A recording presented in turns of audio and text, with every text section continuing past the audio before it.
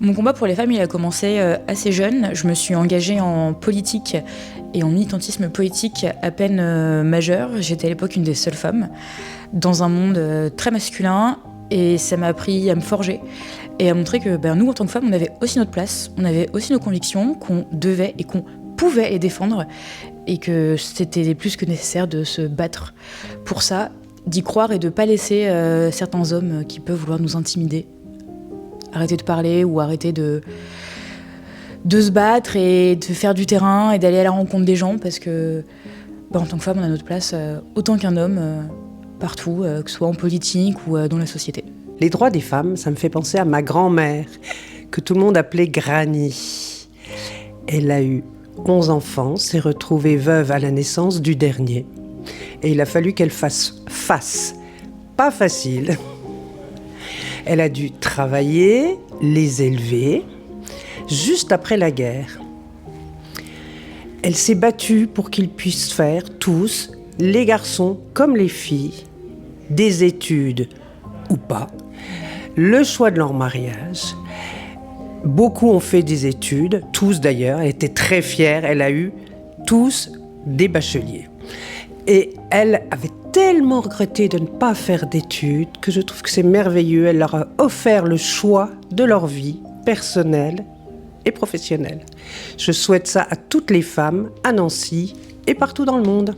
En tant que femme, ce qui est très important pour moi, c'est de transmettre, notamment à mes enfants, l'égalité et la nécessité de, pour eux aussi, faire en sorte que cette égalité, elle soit vivante. Ça, c'est une chose que j'essaye de faire au quotidien.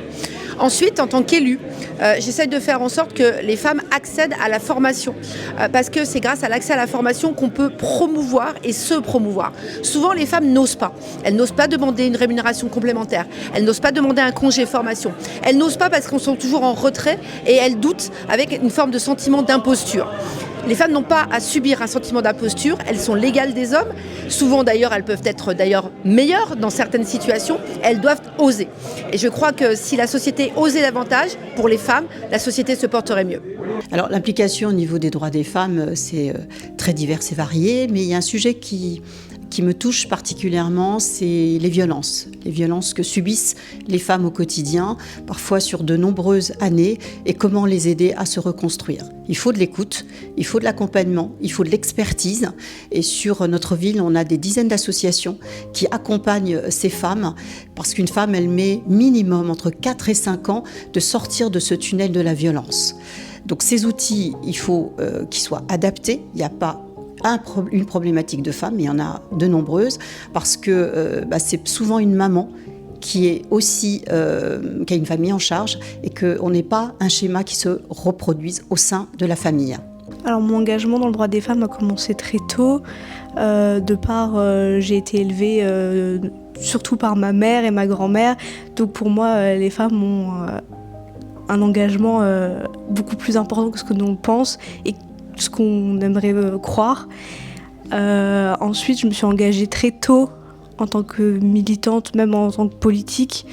J'ai toujours été impliquée, notamment au lycée, dans les engagements aussi, surtout anti-harcèlement. Donc ça prenait aussi en compte le droit des femmes, surtout le droit des femmes, parce que c'était surtout les jeunes garçons envers les femmes.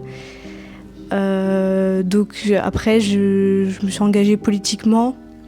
Ce qui a été, en tant que femme, on doit faire 2 fois plus ses preuves pour se faire entendre, pour se faire respecter. Donc on a toujours eu, toutes les femmes ont toujours eu un engagement, je pense, au fond d'elles, pour des petites choses du quotidien ou même pour des grandes choses. C'est très important. Mon engagement sur le droit des femmes, ça a d'abord été mon engagement de parlementaire. Parce que j'ai fait partie des quelques hommes qui ont siégé à la délégation parlementaire pour le droit des femmes. Et c'était très intéressant d'auditionner des associations, des mouvements qui expliquaient pourquoi la loi n'était pas forcément faite pour la vie quotidienne des femmes, pour l'égalité des droits, pour le respect ou la sécurité des femmes. Et c'est là où j'ai découvert que finalement, les a priori étaient partout autour de nous, dans des habitudes législatives, dans des comportements, dans des préjugés. Et comme maire, après, j'ai essayé de vaincre ces préjugés, de faire un travail éducatif, de reconnaître aussi l'engagement bénévole, les énergies qui sont dans le monde associatif, et bien sûr de comprendre que les situations de détresse méritaient d'être traitées en urgence sur un plan de sécurité comme sur un plan de santé.